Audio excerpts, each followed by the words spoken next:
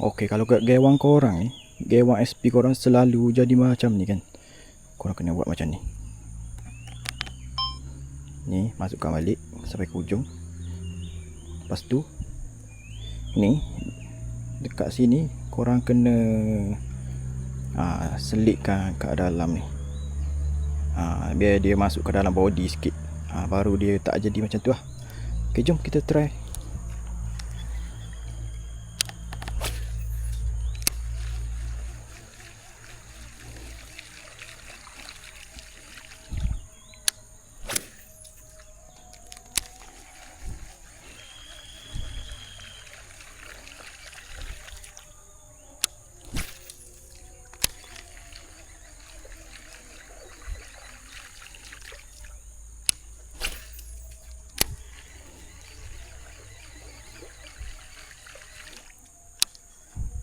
Okey, tak ada rosak macam tu geng.